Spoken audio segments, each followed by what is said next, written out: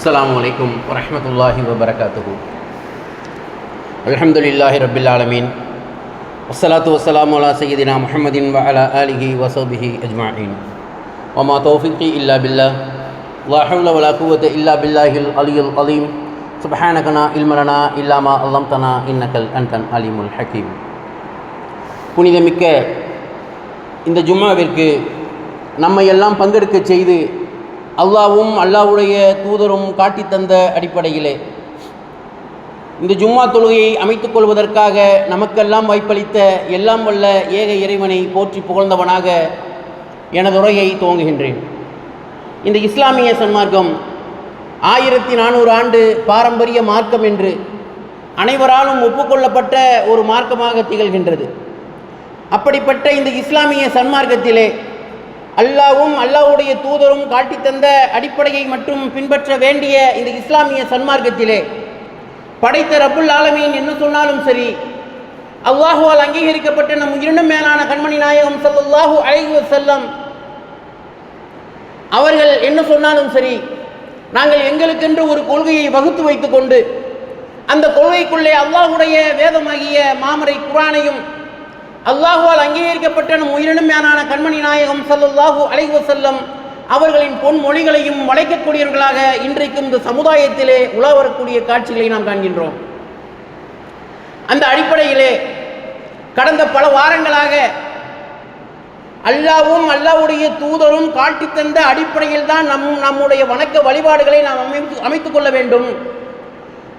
அப்போ அல்லாதவர்களிடம் நாம் எந்த ஒரு சூழ்நிலையிலுமே நம்முடைய தேவைகளை அவர்களிடம் போய் நாம் கேட்கக்கூடாது என்கின்ற அடிப்படையிலே இன்றைக்கு இந்த தமிழக முஸ்லிம்கள் மத்தியிலே இன்றைக்கு பரவலாக காண கிடக்கக்கூடிய, இன்றைக்கு வேரூன்றி இருக்கக்கூடிய இந்த இணை வைக்கக்கூடிய இந்த மாபாதக செயல்கள் எப்படியெல்லாம் மக்கள் மத்தியிலே அரங்கேற்றம் செய்யப்பட்டிருக்கின்றது.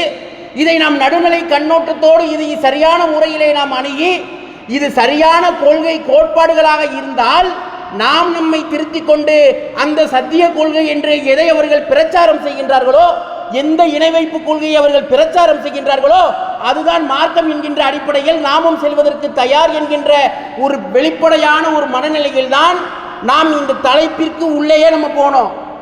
ஏன்னா நமக்குன்னு ஒரு கொள்கையை வகுத்து வைத்துக் கொண்டு அல்லது இந்த கொள்கை தான் சரி என்று நம்முடைய மனதில் நாம் உறுதியை ஏற்படுத்தி வைத்துக் கொண்டு அந்த கொள்கைக்கு நம்ம குர்ஆன் ஹதீஸை நம் ஆதாரமாக எடுத்துவிடக்கூடாது, ஆதாரமாக நாம் வளைத்து விடக்கூடாது.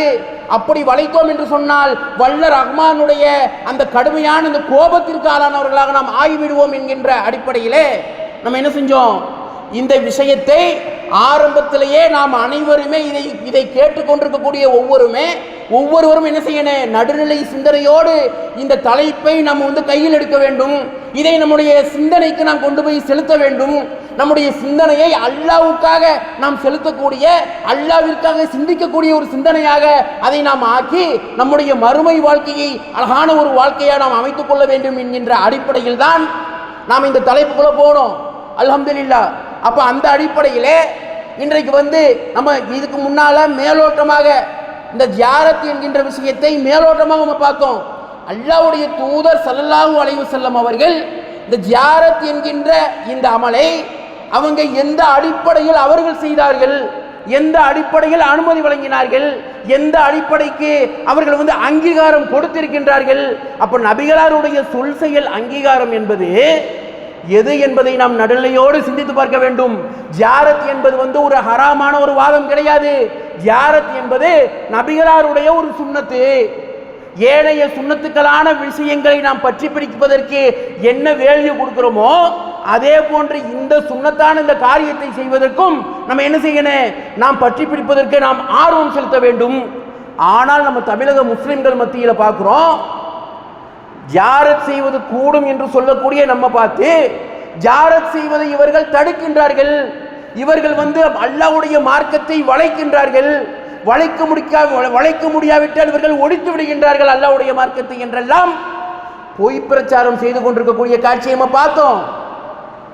அப்ப அல்லாஹ் தஆலா அல்லாஹ்வுடைய தூதருக்கு இந்த ஜியாரத் என்கின்ற இந்த வழிமுறையை, இந்த சுன்னத்தான இந்த வழிமுறையை எப்படி மக்களுக்கு நபிகள் நாயகம் ஸல்லல்லாஹு அலைஹி வஸல்லம் அவர்கள் இந்த சஹாபாக்களுக்கு எடுத்து வைத்தார்கள், என்பதை நாம் பார்த்து அதன்படி நாம் செயல்படுவதற்கு கடமைப்பட்டுள்ளோம். அப்ப இந்த விஷயத்திலே சரியான ஒரு நோக்கத்தில் இதுவரை சென்றதை போன்று இனியும் நம்ம என்ன செய்யணும், யாருக்கும் அலைந்து கொடுத்து விடாமல், யாருடைய கூற்றுக்கும் இடம் கொடுத்து விடாமல், வல்ல ரஹ்மானுக்கு மட்டும் அடிபணிந்தவனாக, வல்ல ரஹ்மானுக்காக இந்த மார்க்கத்தை சொல்லக்கூடிய ஒரு நன்மக்களாக அல்லாஹ் தஆலா நம் அனைவரையும் ஆக்கி அருள் புரிவானாக என்று பிரார்த்தித்தவனாக இன்றைக்கு இந்த உரையில் செல்கின்றேன். இந்த ஜியாரத் அப்படின்னு சொன்னா சந்தித்தல் என்று பொருள். அப்ப ஜியாரத்துல் குபூர், மண்ணறைகளை சந்தித்தல். அப்ப இந்த மண்ணறைகளை நாம் சந்திக்கிறது தான் ஜியாரத்துல் குபூர் என்று அழைக்கப்படுகின்றது. அப்ப இந்த ஜியாரத் செய்வதை பற்றி அல்லாஹ்வுடைய தூதர் ஸல்லல்லாஹு அலைஹி வஸல்லம் அவங்க வந்து சொல்லி காட்டக்கூடிய விஷயங்கள் நிறைய ஹதீஸ்களில் காணப்படுகின்றது. ஆயிஷா ரலியல்லாஹு அவங்க சொல்றாங்க, நபிகள் நாயகம் ஸல்லல்லாஹு அலைஹி வஸல்லம் அவர்கள் என்னுடன் தங்கியிருந்த ஒவ்வொரு இரவின் பிற்பகுதியிலும், இரவுடைய பிற்பகுதி நள்ளிரவிலே மதீனாவில் இருக்கக்கூடிய பகீஉல் ஹர்கத் பொதுமையவாடிக்கு செல்வார்கள். அங்கு சென்று பின்வருமாறு கூறுவார்கள். அப்போ ஒவ்வொரு நாளும் நபிகளார் வந்து என்ன செய்வாங்கன்னா, நள்ளிரவுல போய் ஜியாரத் செய்யறதுக்காக போறாங்க. போய் என்ன சொல்றாங்க, அஸ்ஸலாமு அலைக்கும் தார கௌமின் முஃமினீன் வ அதாக்கும் மாது அதுன ஹதன் முஅஜ்ஜலூன் வ இன்னா இன்ஷா அல்லாஹு ஃபிகும் லாஹிகூன் அல்லாஹும் மக்ஃபிர்லி அஹ்லி பகீஉல் ஹர்கத். இந்த அடக்கத்தலத்தில் உள்ள இறை நம்பிக்கையாளர்களே, இந்த அடக்கத்தலத்தில் இருக்கக்கூடிய இறை நம்பிக்கையாளர்களே. அப்ப அல்லாஹ்வுடைய தூதர் ஆரம்பமே இறை நம்பிக்கையாளர்களை போய் நாம் ஜியாரத் செய்ய வேண்டும் என்கின்ற விஷயத்தை இங்கே பதிவு செய்கின்றார்கள். அப்ப இறை நம்பிக்கையாளர்களே, இந்த அடக்கத்தலத்தில் அடங்கி இருக்கக்கூடிய இறை நம்பிக்கையாளர்களே, உங்கள் மீது சாந்தி உண்டாகட்டும், உங்கள் மீது அல்லாஹ்வுடைய அருள் உண்டாகட்டும். உங்களுக்கு வாக்களிக்கப்பட்டது உங்களிடம் வந்துவிட்டது. மூத்தா போயிட்டாங்க. மூத்தா போனவங்களுக்கு முன்னால நின்றுதான் நபிகள் நாயகம் ஸல்லல்லாஹு அலைஹி வஸல்லம் அவர்கள் இந்த துஆவை ஓதுகின்றார்கள். அப்ப என்ன சொல்றாங்க, உங்களுக்கு வாக்களிக்கப்பட்டது உங்களுக்கு கிடைத்து விட்டது, இனிமே ஒன்றும் புதிதாக வந்து கிடைக்க போவது கிடையாது, உங்களிடம் வந்துவிட்டது. அல்லாஹ் நாடினால் நாங்கள் உங்களை பின்னால் வந்து பின்தொடர்ந்து வரக்கூடியவர்களாக அல்லது பின்னால் வந்து சேரக்கூடியவர்களாக உள்ளோம். இறைவா, பகீஉல் ஹர்கத்தில் உள்ளோரை நீ மன்னிப்பாயாக. இது வந்து நபிகள் நாயகம் ஸல்லல்லாஹு அலைஹி வஸல்லம் சொல்லி காட்டக்கூடிய இந்த துஆ முஸ்லிம்ங்கிற ஹதீஸ் கிதாபிலே ஆதாரபூர்வமான செய்தியாக இடம்பெற்றக்கூடிய காட்சியை நம்ம பார்க்கிறோம். அப்போ நபிகள் நாயகம் ஸல்லல்லாஹு அலைஹி வஸல்லம் அவர்கள் என்ன செய்கிறாங்க, இந்த வாழ்க்கையில் நாம் எதை செய்ய வேண்டும், எதை செய்யக்கூடாது, மார்க்கத்தில் எது நமக்கு அனுமதிக்கப்பட்டது, எது விளக்கப்பட்டது என்பதை சொல்லிக் கொடுப்பதற்காக வந்த நபிகள் நாயகம் ஸல்லல்லாஹு அலைஹி வஸல்லம் அவர்கள் இந்த விஷயத்திலே நீங்கள் எங்களுக்காக வல்ல ரஹ்மானிடம் பிரார்த்தனை செய்யுங்கள் என்ற வாதத்தை எடுத்து வைக்கவில்லை. ஏன்னா நபிகள் நாயகம் ஸல்லல்லாஹு அலைஹி வஸல்லம் அவர்கள் வந்து நபி, அவர்கள் நேரடியாகவே அல்லாஹ்விடம் கேட்கலாம் என்கின்ற ஒரு வாதத்தை கூட இந்த ஹதீஸை கொண்டு எடுத்து வைப்பதற்கான அதிகமான சாத்தியக்கூறுகள் இருக்கின்றது. ஆனால் நபிகள் நாயகம் ஸல்லல்லாஹு அலைஹி வஸல்லம் அவர்கள் ஒரு விஷயத்தை செய்துவிட்டார்கள் என்று சொன்னால் அது நமக்கு வாழ்க்கையின் வழிமுறையாக ஆகிவிடுகின்றது. அப்போ நபிகள் நாயகம் ஸல்லல்லாஹு அலைஹி வஸல்லம் அவர்கள் ஒரு விஷயத்தை செய்கிறாங்க, செய்யும் போது எப்படி செய்கிறாங்க, இதை நாம் சிந்தித்து பார்க்க வேண்டும். அப்போ நபிகள் நாயகம் ஸல்லல்லாஹு அலைஹி வஸல்லம் அவர்கள் அந்த கபரிலே இருக்கக்கூடியவர்களுக்காகத்தான் பிரார்த்தனை செய்தார்களே தவிர, நீங்களும் எங்களுக்காக இந்த சமுதாயத்திற்காக வல்ல ரஹ்மானிடம் துஆ கேளுங்கள் என்று கேட்கவில்லை. நபிகளாரால் ஒப்புக்கொள்ளப்பட்ட இவர் முஸ்லிம் தான், இவர் மூமின் தான் என்று ஒப்புக்கொள்ளப்பட்ட ஒரு நபர். அப்ப அப்படிப்பட்ட ஒரு நபர்கிட்ட போய் இந்த ஜியாரத்தை பற்றி போய் துஆ கேட்கிறாங்க. துஆ கேட்கும் போது நீங்கள் எங்களுக்காக பிரார்த்தனை செய்யுங்கள் என்று கேட்கவில்லை. உங்களுக்கு வர வேண்டியது, உங்களுக்கு வாக்களிக்கப்பட்டது உங்களுக்கு வந்து அடைந்து விட்டது, அதில் எந்த மாற்றத்தையும் அல்லாஹ் தஆலா அமைத்து விடவில்லை என்கின்ற விஷயத்தையும் சேர்த்தே பதிவு செய்கின்றார்கள். அப்ப நம்ம வந்து நன்றாக நாம் சிந்தித்து பார்க்க வேண்டும். அப்ப அல்லாஹ்வுடைய மார்க்கம் என்பது எது, அல்லாஹ்வுடைய தூதர் ஸல்லல்லாஹு அலைஹி வஸல்லம் அவர்கள் எதை நமக்கு மார்க்கமாக அங்கீகரித்திருக்கிறார்கள். அப்ப அல்லாஹ்வுடைய தூதர் ஸல்லல்லாஹு அலைஹி வஸல்லம் அவங்க அங்கீகரித்த விஷயங்கிறது அதைத்தான் இன்றைக்கு நாம் ஃபாலோ பண்ணிக்கிட்டு இருக்கக்கூடிய விஷயம். இன்றைக்கு இணை வைப்பாளர்கள் என்று நாம் குற்றம் சாட்டி கொண்டிருக்கின்றோமே, அந்த இணை வைப்பாளர்கள் செய்யக்கூடிய அந்த செயல்பாடுகளுக்கு அணுவளவு கூட அல்லாஹ்வுடைய தூதரிடத்திலிருந்து அனுமதி கிடையாது, மாறாக மறுப்புத்தான் இருக்கின்றது என்பதை நாம் நடுநிலையோடு வல்ல ரஹ்மானுக்காக நாம் சிந்தித்து பார்க்க வேண்டும்.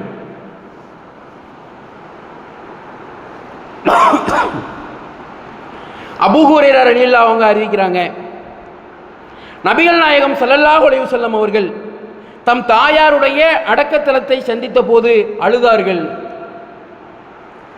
இதை கண்டு அவர்களை சுற்றி இருந்தவர்களும் அழுதார்கள். அப்போது அவர்கள், என் தாயாருக்காக பாவ மன்னிப்பு கோர என் இறைவனிடம் அனுமதி கேட்டேன். அல்லாட்ட பெற்ற தாயாருக்காக இந்த உம்மத்து, நம்மெல்லாம் யாருடைய உம்மத்து? நபிகளாருடைய உம்மத்து. அப்ப நம்மளுக்கெல்லாம் முன்மாதிரியாக திகழ்ந்த நாமெல்லாம் யாரை பின்பற்ற வேண்டுமோ, நம்மெல்லாம் யாரை பின்பற்றினால் நமக்கு மறுமையில் வெற்றி கிடைக்குமோ, அப்படிப்பட்ட அந்த நபிகளாருடைய தாயாருக்காக பாவ மன்னிப்பு கேட்கிறாங்க அல்லாஹ்வுடைய தூதர் ஸல்லல்லாஹு அலைஹி வஸல்லம் அவங்க. அல்லாஹ் தஆலா மறுத்துறான். இதை கூட இன்றைக்கு நியாயப்படுத்தக்கூடிய ஒரு கேடுகட்ட ஒரு இழிவான நிலையை நம்ம பார்க்கிறோம் சில போலி உலமாக்களால். அப்ப அல்லாஹ்வுடைய தூதர் ஸல்லல்லாஹு அலைஹி வஸல்லம் அவங்க சொல்றாங்க, பாவ மன்னிப்பு கோர என் இறைவனிடம் நான் அனுமதி கேட்டேன், அனுமதி மறுக்கப்பட்டது. ஓப்பனா சொல்றாங்க. நான் யார்? நான் இந்த உம்மத்திற்கே நபி, இறுதி நபி என்று பெருமை அடிக்கவில்லை. அந்த அல்லாஹ்வுடைய தூதர் ஸல்லல்லாஹு அலைஹி வஸல்லம் அவங்க, என்னுடைய தாயாருக்காக நான் பாவ மன்னிப்பு கேட்கறதுக்கு அனுமதி கேட்டேன், அனுமதியை அல்லாஹ் மறுத்து விட்டான். இதே நம்முடைய பெற்றோருக்கு அல்லாஹ் தஆலா மறுத்தான் என்று சொன்னால் நம்முடைய அந்த நிலை என்பது எப்படி இருக்கும்? நம்முடைய பெற்றோர்கள் மரணித்தவர்கள் இருப்பார்கள், மரணிக்காதவர்கள் இருப்பார்கள். ஒருவேளை நம்முடைய பெற்றோர்கள் இங்கே இருக்கக்கூடியவர்களில் அல்லது உலக முஸ்லிம் சகோதர சகோதரிகளில் யாருக்காவது பெற்றோர்கள் மரணித்திருந்தார்கள் என்று சொன்னால், ஒரு சாலியான பிள்ளையாக அந்த பெற்றோர் அந்த பிள்ளையை வளர்த்திருந்தார்கள் என்று சொன்னால், அந்த பெற்றோருடைய அந்த நிலையை நினைத்து உண்மையிலேயே அந்த சாலியான அந்த பிள்ளை என்பவர் எந்த அளவிற்கு வருத்தப்படுவாரு, எந்த அளவிற்கு அவருடைய நிலையை நினைச்சு வருத்தப்படுவார். இதே நிலை அந்த சகோதரருக்கு அல்லாஹ் தஆலா அமைத்து கொடுத்தான் என்று சொன்னால் நாம் சிந்தித்து பார்க்க வேண்டுமா இல்லையா? அப்ப இந்த நிலையிலிருந்து அல்லாஹ் தஆலா நம்மை பாதுகாக்க வேண்டும். யாருக்கெல்லாம் தன்னுடைய பெற்றோர்கள் ஹயாத்தோடு உயிரோடு இருக்கின்றார்களோ அப்படிப்பட்டவர்கள் அந்த பெற்றோருக்காக உபகாரம் செய்யக்கூடியவர்களாக சத்திய கொள்கையை சத்தியமாக சத்திய வழியிலே நடைபெற்று வாழக்கூடிய மக்களாக அல்லாஹ் தஆலா ஆக்கி அருள் புரிய வேண்டும் என்று பிரார்த்தித்துக் கொள்கின்றேன்.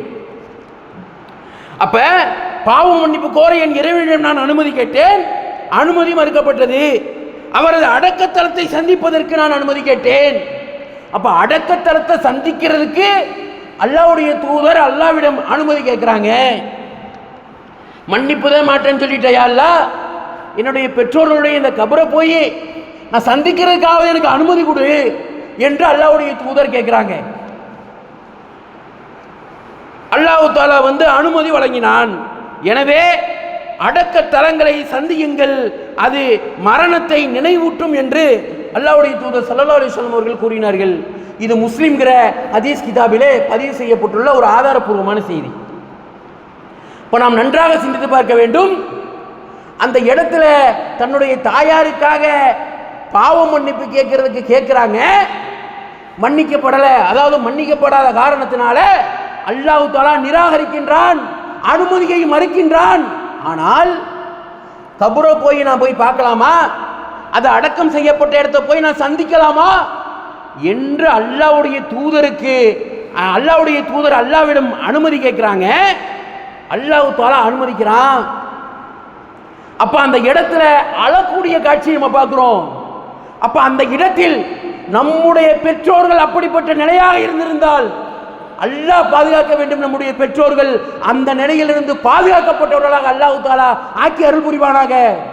அப்ப அப்படிப்பட்ட ஒரு சூழ்நிலையாக இருக்கும் என்று சொன்னால் நாம் நன்றாக சிந்தித்து பார்க்க வேண்டும். இன்றைக்கு நாம் இந்த உயிரோடு இருக்கக்கூடிய இந்த தருணத்திலே நமக்கு மரணம் ஏற்பட்டு நம்முடைய பிள்ளைகள் அங்க போய் நமக்காக வல்ல ரஹ்மான்கிட்ட பாவ மன்னிப்பு கேட்பாங்கன்னு சொன்னா அந்த பாவ மன்னிப்பை ஏற்றுக்கொண்டானா அல்லாஹ் ஏற்றுக்கொள்ளவில்லையா என்பது நமக்கு தெரியாது. ஆனால் வெளிப்படையாக நாம் வாழக்கூடிய வாழ்க்கையை மையமாக வைத்து அந்த பிள்ளைகள் புரிந்து கொள்வார்கள். அப்ப நம்முடைய பெற்றோர் இந்த நிலையில தான் இருந்தாங்க, சாலையான கொள்கையில வாழ்ந்தாங்க, அல்லாஹ்வை தவிர வேறு யாருக்கும் அடிபணியவில்லை, வேறு யாரிடம் தன்னுடைய தேவையை கேட்கக்கூடாது என்று அழுத்தமாக தன்னுடைய வாழ்க்கையை வாழ்ந்துவிட்டு சென்றார்கள் என்கின்ற நிலையில் நம்முடைய பெற்றோர்கள் மரணித்திருந்தார்கள் என்று சொன்னால் பிரச்சனை கிடையாது. அதுவே இணை வைப்பான காரியத்திலேயே மூழ்கி அதன் அடிப்படையிலேயே வாழ்ந்து மரணித்தவர்களாக இருந்தால் நாம் நன்றாக சிந்தித்து பார்க்க வேண்டும். அப்ப அல்லாஹ்வுடைய தூதர் ஸல்லல்லாஹு அலைஹி வஸல்லம் அவர்கள் அந்த இடத்துல அழுகுறாங்க. சுப்ஹானல்லாஹ், அல்லாஹ்வுடைய தூதர் அழுகின்றார்கள் என்று சொன்னால் அதனுடைய நிலையை நாம் நினைத்து பார்க்க வேண்டும். அந்த இடத்துல நாம் நம்முடைய பெற்றோர்களை வைத்து பார்க்க வேண்டும். அப்ப எப்படிப்பட்ட ஒரு நிலையில் இருந்திருந்தால் அல்லாஹ்வுடைய தூதர் அழுதிருப்பார்கள். இந்த துனியாவுக்கு இறுதி நபி, ஆனால் நீங்க இந்த துனியாவுக்கு இறுதி நபிங்கிறதுனால இணை வைப்பு காரியத்திலேயே மரணித்து விட்ட காரணத்தினால் உங்களுடைய பெற்றோருக்கு மன்னிப்பு இருக்குது. எப்ப? மௌத்துக்கு பிறகு மன்னிப்பு இருக்குன்னு சொல்லி அல்லாஹ் தஆலா சலுகையை வழங்கினானா? இல்லையே, அல்லாஹ் தஆலா சலுகை வழங்கவில்லை.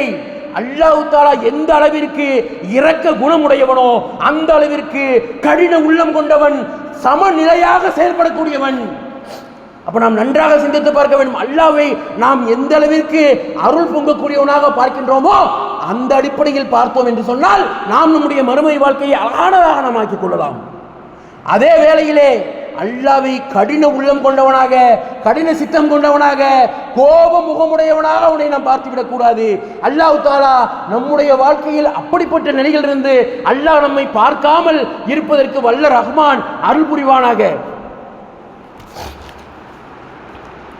அடுத்து புரைதா ரலியல்லாஹு அவங்க அறிவிக்கிறாங்க, நபிகள் நாயகம் ஸல்லல்லாஹு அலைஹி வஸல்லம் அவர்கள் கூறினார்கள், மன்னரைகளை சந்தியுங்கள், ஏனென்றால் அவை மறுமையை நினைவூட்டுகின்றது. அப்ப அல்லாஹ்வுடைய தூதர் சொல்றாங்க, மன்னரையை நீங்கள் சந்தியுங்கள், மண்டையை நீங்கள் சந்திப்பதால் உங்களுக்கு மறுமையுடைய சிந்தனை வரும். இந்த செய்தியை அடிப்படையாக வைத்து இன்றைக்கு இந்த சமுதாயத்திலே இன்றைக்கு வாழ்ந்து கொண்டிருக்கக்கூடிய இன்றைக்கு முஸ்லிம்கள் என்ற போர்வையிலே வாழக்கூடியவர்கள் எப்படிப்பட்ட ஒரு வாழ்க்கையை வாழ்ந்து கொண்டிருக்கின்றார்கள்? அப்ப அல்லாஹ்வை மட்டும்தான் நாம் வணங்க வேண்டும், அல்லாஹ்வை தவிர்த்து எவரிடமும் நம்முடைய தேவையை நாம் கேட்கக்கூடாது என்று நாம் சொல்லக்கூடியதற்கு மத்தியிலே என்ன செய்யறாங்க? போய் நாங்கள் தர்கால போய் அவர்கள்ட்ட போய் நாங்கள் எங்களுடைய தேவைகளை நமக்கு கேட்கிறோம் என்று சொல்லக்கூடிய காட்சியை நம்ம பார்க்கிறோம். சரி, போய் கேட்குறீங்கல்ல, நீங்கள் போய் கேட்குறீங்க, கேட்கக்கூடாது என்பதற்கான ஆதாரங்கள் நம்ம நிறைய எடுத்து வச்சாச்சு. இப்ப நீங்க போய் தர்கால போய் நீங்கள் உதவி தேடுகின்றீர்கள் என்று சொன்னால் நீங்க எந்த தர்காலெல்லாம் போய் நீங்க உதவி தேடுகின்றீர்களோ ஏதாவது ஒரு தர்காக்களை சுட்டி காட்ட முடியுமா? நான் போய் ஜியாரத் செஞ்ச எனக்கு மறுமையுடைய நினைவு அப்படியே எனக்கு பொங்கி வழிஞ்சிச்சு, மறுமையுடைய நினைவு வரக்கூடிய விதத்தில் என்னுடைய ஜியாரத் அமைந்தது என்று சொல்வதற்கான சாத்தியக்கூறுகள் கொஞ்சமாவது நம்ம பார்க்க முடியுமா? முடியவே முடியாது. ஏனென்று சொன்னால் இந்த இம்மையில் இன்னும் கொஞ்ச காலம் வாழ வேண்டும் என்கின்ற ஒரு நிலையைத்தான் இந்த தர்கால போய் நம்ம ஜியாரத் செய்ய போறோம் சொல்லி நிலையில நம்ம போறோம் சொன்னா கூடுதலாக நாம் அந்த இடத்தை நாம் அமல் செய்யக்கூடிய இடமாக நாம் கருதுவது கிடையாது. அல்லது ஒருவேளை அமல் செய்யக்கூடிய இடமாக கருதினாலும் அங்கே பொழுதுபோக்கக்கூடிய அம்சம்தான் மேலோங்கி இருக்கின்றது. யாரெல்லாம் அமல் செய்வதற்காக சொல்லி போறாங்களோ அங்க கூட நம்ம கண்ணால பார்த்தது சில செய்திகள் என்ன செய்வாங்க, அங்க ஏழைகள் நிறைய பேர் இருப்பாங்க, யாராவது அதாவது தன்னுடைய பெற்றோர்கள் அவங்களுடைய பிள்ளைகளால் கைவிடப்பட்டு வாழ வழி இல்லாமல் யாராவது நமக்கு உதவி செய்ய மாட்டார்களா என்கின்ற ஒரு நோக்கத்திலே அந்த தர்காக்கள்ல தங்கி இருப்பாங்க. அவ யாராவது வரக்கூடிய செல்வந்தர்கள் நமக்கு ஏதாவது செய்வாங்க, நாம் நம்முடைய வயிற்றை கழுவிக் கொள்ளலாம் என்கின்ற அடிப்படையில் இந்த தர்காக்கள்ல வயதான மூதாட்டிகள்லாம் இருக்கக்கூடிய காட்சியை நம்ம பார்ப்போம். இங்க கூட என்ன செய்வாங்க, இருக்கப்பட்டவர்களுக்கு இந்த செல்வந்தராக வரக்கூடிய இந்த தர்காக்களுக்கு வரக்கூடியவர்கள் தர்மம் செய்யறோம்னு சொல்லி முடிவு ஓடிட்டாங்க. அந்த ஊர்ல ஒரு அஜர்த் இருக்காருன்னு சொன்னா அவருக்கு 500 ரூபாய், அவருடைய மனைவி இருக்காங்கன்னு சொன்னா அவங்களுக்கு 500 ரூபா, ஹஜரத்துக்கு அவங்களுடைய மனைவிமார்களுக்கும் 500 ரூபா கொடுக்க வேண்டும் என்று தோன்றிய அந்த மனது, அந்த இரக்க மனது அல்லாஹ்வுடைய மார்க்கத்தை சொல்றாங்க, அதுக்காக கொடுக்கணும்னு வச்சுக்கிடுவோம். ஆனால் அங்க அடுத்த வேளை சாப்பாட்டுக்கு வழி இல்லாம இருக்கிறாங்க. ஒரு பெண்மணி, ஒரு வயதான ஒரு மூதாட்டி வந்து கேட்கிறாங்க, கை நீட்டி வந்து கேட்கிறாங்க, பாக்கெட்டத்தில் ஆகுறாரு, என்ன சின்ன அதாவது 10 ரூபா 20 ரூபா ஏதாவது இருக்குதா, கொடுக்கணுங்கிற எண்ணம் வந்துருச்சு. ஆனால் கொடுக்க வேண்டும் என்பதற்காக அவர் நிர்ணயிக்கக்கூடிய தொகை எவ்வளவு? 10 ரூபாய். அப்ப நாம் நன்றாக சிந்தித்து பார்க்க வேண்டும். அப்ப இந்த தர்காக்கள்ல போய் நாங்க வந்து எங்களுடைய தேவையை நாங்க நிறைவேற்றுறோம், நாங்க அங்க போய் நாங்க என்ன செய்யறோம், நாங்க எங்களுடைய நேர்ச்சியை நாங்க நிறைவேற்றுறோம் என்றெல்லாம் சொல்லுகின்றார்கள். சரி, ஆனால் நிறைவேற்றுவதற்கு தகுதியாக அந்த தர்காக்களில் அதிகமான ஏழைகள் குழுமி இருப்பார்கள், அங்கே வாழ்வாதாரமற்ற ஏழைகள் அதிகமாக இருக்கின்றார்கள் என்கின்ற காரணத்தினாலதான அந்த இடத்தை வந்து தேர்வு செய்யறாங்க. அப்ப தேர்வு செய்தால் அஜரத்துக்கு 50 ரூபாய் கொடுத்தா அங்க இருக்கக்கூடிய ஏழை பெண்மணிகளுக்கு 500 ரூபாயை கொடுக்கணும். இதுதான் அல்லாஹ்வுடைய தூதர் நம்மை பண்படுத்திய விதம். ஆனா என்ன பண்றாங்க, இதற்கு நேர்மாற்றமாக இருப்பவர்களை மேலும் வளர்த்து விடக்கூடிய விதத்திலே இல்லாதவர்கள் மேலும் கீழும் கீழும் கீழேயே நீங்கள் இருந்து கொள்ளுங்கள் என்று சொல்லக்கூடிய விதத்தை நாம் கண்முன்னால பார்த்த செய்தி. அடிச்சு கூடல, கற்பனையிலிருந்து நம்மளா ரசனைக்கு ஏற்ப நம்ம மெருகூட்டி பேசல, கண்ணால் பார்த்த செய்தி இன்றைக்கு நான் உங்கள் மத்தியிலே நான் பதிவு செய்து கொண்டிருக்கின்றேன். அப்ப இதுதான் வந்து அல்லாஹ்வும் அல்லாஹ்வுடைய தூதரும் காட்டி தந்த அடிப்படையா? அப்ப இதைத்தான் நம்ம கேட்கிறோம். அல்லாஹ்வுடைய மார்க்கத்தை பின்பற்றும் சொல்றீங்களே, நீங்கள் அதிலே உண்மையாளர்களாக இருக்கின்றீர்களா? அல்லாஹ்வுடைய மார்க்கத்தை பின்பற்றுகின்றோம் என்று இன்னைக்கு ஒரு கூட்டம் இன்றைக்கு கதறிக் கொண்டிருக்கின்றது. நாங்கள் தான் சத்தியவாதிகள், நாங்கள் தான் அல்லாஹ்வுடைய மார்க்கத்தை பரிபக்குவமாக அல்லாஹ்வுடைய தூதரை உயிரைவிட மேலாக மதித்து நாங்கள் செயல்பட்டுக் கொண்டிருக்கின்றோம் என்று சொல்கின்றார்கள். எத்தனை பேர் செயல்பட்டுக் கொண்டிருக்கின்றார்கள்? எத்தனை பேர் தக்வாவோடு அவர்கள் அந்த தர்காவிற்கு வந்து அந்த தியானம் செய்து விட்டு போகக்கூடியவர்களாக இருக்கின்றார்கள்? இல்லையே.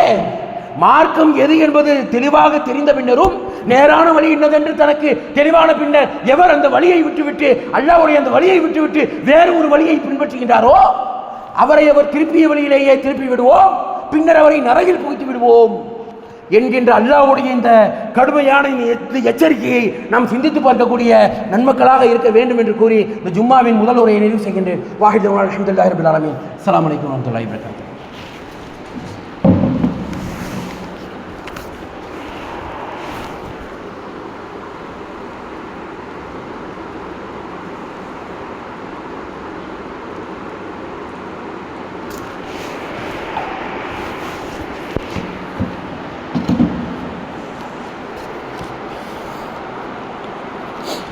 அஸ்ஸலாமு அலைக்கும் வரஹ்மத்துல்லாஹி வபரகாத்துஹு. அன்பார்ந்த சகோதரர்களே, அப்போ அல்லாஹ்வும் அல்லாஹ்வுடைய தூதரும் காட்டி தந்த அடிப்படையிலே இதுவரை அல்லாஹ்விற்கு பயந்தவர்களாக, அல்லாஹ்விற்கு கட்டுப்பட்டவர்களாக நாம் சத்திய கொள்கையை சத்தியமான அடிப்படையிலே, சத்தியத்தின் அடிப்படையிலே இதுவரை நம்ம சொல்லி வர்றோம். அப்போ நம்மை எதிர்க்கக்கூடியவர்கள், எதிர்ப்பாளர்கள், இந்த கொள்கைக்கு மாற்று கொள்கையில் இருக்கக்கூடியவர்கள் உண்மையிலேயே அல்லாஹ்வைத்தான் நாம் பின்பற்றுகின்றோம், அல்லாஹ்விடம்தான் நாம் இறுதியில் போய் சரணடைய வேண்டும், நம்முடைய மறுமை வாழ்க்கையை தீர்மானிக்கக்கூடியது அல்லாஹ் தான் என்கின்ற அந்த நோக்கம், அந்த நிய்யத் சரியாக இருக்கும் என்று சொன்னால் அவர்கள் இதுவரை நாம் சொன்ன செய்திகளை அவர்கள் அவர்கள் வந்து என்ன செய்யணும், சுய பரிசோதனை செய்து பார்க்க வேண்டும். அப்போ சுய பரிசோதனை செய்து பார்த்து அவர்கள் தம்முடைய வாழ்க்கையை அவர்கள் மாற்றிக்கொள்ள வேண்டும். அப்படி மாற்றிக்கொண்டார்கள் என்று சொன்னால், சத்திய கொள்கையை சத்தியமான முறையிலே நாம் சொன்ன செய்திகளில் பிழை இருக்கும் என்று சொன்னால், இந்த செய்தி குர்ஆன்ல இல்லாத ஒரு விஷயத்தை நீ சொல்லிவிட்டாய், இந்த ஹதீஸ்ல இல்லாத ஒரு விஷயத்தை நபிகளார் சொன்னதாக நீ இட்டுக்கட்டி விட்டாய், நபிகளார் பெயரில் ஏதாவது அவர்கள் சொல்லாத ஒரு விஷயத்தை சொன்னதாக நாம் இட்டுக்கட்டினோம் என்று சொன்னால் நாம் ஒதுங்குமிடம் நரகம் என்பதை தெளிவாக தெரிந்துதான் அல்லாஹ்வுடைய மார்க்கத்தை மட்டும் நாம் சொல்லிக்கிட்டு வர்றோம். அல்லாஹ்வுடைய மார்க்கத்திற்கு முரணாக எதையும் நாம் சொல்லிவிடக்கூடாது, எதையும் நாம் பின்பற்றிவிடக்கூடாது என்கின்ற அடிப்படையில் நம்ம செயல்பட்டு வருகின்றோம். அப்போ என்ன செய்யறாங்க, அந்த ஜாரத் செய்யக்கூடிய இந்த விஷயத்திலே கன்னி பெண்களை கூட்டிகிட்டு வரக்கூடிய காட்சியை நம்ம பார்க்கிறோம். இந்த கன்னி பெண்களை கூட்டிகிட்டு வர்றாங்கன்னு சொன்னா எந்த அளவிற்கு என்று சொன்னால், தர்காக்களில் வந்து அல்லாஹ்வுடைய அருள் இறங்குதுன்னு சொல்லி நம்புறாங்க. ஆனா என்ன நடக்குது, அங்கேதான் திருட்டு கும்பல்கள் அதிகமாக நடமாடக்கூடிய காட்சியை நம்ம பார்க்கிறோம். அப்ப திருடர்களும் கயவர்களும் போலியான மார்க்கத்திற்கு முரணான விஷயங்களை ஃபாலோ பண்ணக்கூடிய அத்தனை கேடு கெட்டவர்களும் அங்கேதான் அரங்கேறுகின்றார்கள் என்பதுதான் வேதனைக்குரிய ஒரு விஷயமாக இருக்கின்றது. அப்ப அல்லாஹ்வுடைய மார்க்கத்தை நாம் பின்பற்றுகின்றோம் என்று சொன்னால் அது சரியான முறையில் நாம் பின்பற்ற வேண்டுமா இல்லையா? பெண்கள் பள்ளிக்கு போய் தொழ வேண்டும் என்கின்ற ஹதீஸை எடுத்து போட்டு பேசிட்டோம்னா என்ன செய்வாங்க? உடனே அப்படியே என்னமோ அல்லாஹ் சொல்லாத, அல்லாஹ் தஆலா சொல்லாத ஒரு மார்க்கத்தை நாம் பின்பற்றியதை போன்று அப்படி ஒரு பூதாகரமா பேசக்கூடிய காட்சி நம்ம பார்ப்போம். ஆனால் பெண்கள் போய் பள்ளியில் தொழுவதற்கு அல்லாஹ்வுடைய தூதரால் அனுமதிக்கப்பட்டிருக்கின்றது. ஆனா அதற்கு என்னமோ நாம் மாற்று கருத்தை சொன்னதை போன்று, அல்லாஹ்வுடைய மார்க்கத்திற்கு முரணாக நாம் செயல்பட்டதை போன்று காட்டக்கூடியவர்கள் இந்த பெண்கள் ஜியாரத் வந்து மார்க்கத்தில் உண்டுதான், இல்லை என்று நாம் மறுக்கவில்லை. அதே வேளையிலே அங்க போய் கன்னி பெண்களை கூட்டிட்டு போறீங்களே, அவர்களை நீங்க பக்குவமா பாத்துக்கிறீங்களா? அங்க இன்னொருத்த வந்து பொண்ணோட ஊர் மேயிறானே, இதெல்லாம் நான் கூசு சொல்ல வார்த்தை வர மாட்டேங்குது. அவ்வளவு பெரிய அனாச்சாரங்கள் இந்த தர்காக்களில் நடக்கின்றது என்று சொன்னால் அப்ப இங்க எங்கிருந்து மறுமையுடைய சிந்தனை வருகின்றது என்பதுதான் நமக்கு புரியல. அப்ப மறுமை சிந்தனை வர வேண்டும் என்று சொன்னால் நாம் தனிக்கபர்களிலே போய் நாம் நம்முடைய தேவைகளை நம்ம போய் கேட்கணும். அப்ப இந்த கூட்டுக்கபரில் போய் நீங்க எல்லா தேவைகளையும் கேட்டு நாங்க எல்லாத்தையும் நாங்க பெற்றுக்கிறோம் சொல்றது ஒரு ஏமாற்று வேலை. எந்த தர்காக்கள்லையாவது உண்டியல் இல்லாத ஒரு தர்காவை பார்க்க முடியுமா? உண்டியல் இல்லாத தர்காக்கள் என்பது கிடையவே கிடையாது. 5 வக்து தொழுகைக்கு வராதவர், ஜும்மா தொழுகைக்கு வராதவர் கூட மாத இறுதியிலே அந்த தர்காக்களில் உடைக்கப்படக்கூடிய திறக்கப்படக்கூடிய அந்த உண்டியலில் பங்கு வாங்குவதற்காக அந்த பள்ளியிலே வந்து அரங்கேறுவார். அதிலேயே லயித்து போயிருப்பார். 3 மணி நேரம் 4 மணி நேரம் அந்த காசுக்காக, அந்த பொருளாதாரத்திற்காக, இது அற்பமான அந்த பொருளாதாரத்திற்காக செயல்படக்கூடியவர்களாக இருக்கக்கூடிய காட்சியை பார்க்கிறோம். அப்ப அல்லாஹ்வும் அல்லாஹ்வுடைய தூதரும் காட்டி தந்த அந்த அடிப்படையை அல்லாஹ்விற்காக பின்பற்றக்கூடிய நன்மக்களாக வாழ்ந்து நம்முடைய மறுமை வாழ்க்கையை அழகான ஒரு வாழ்க்கையாக ஆக்கக்கூடிய பாக்கியத்தை நம் அனைவருக்கும், இந்த உலக முஸ்லிம் சகோதர சகோதரிகள் அனைவருக்கும் தந்த அருள் புரிவானாக என்று பிரார்த்தித்தவனாக இந்த ஜும்மாவின் 2வது உரையை நிறைவு செய்கின்றேன். வாஹிதுல் அல்ஹம்துலில்லாஹி ரப்பில் ஆலமீன். அஸ்ஸலாமு அலைக்கும் வரஹ்மத்துல்லாஹி வபரகாத்துஹு.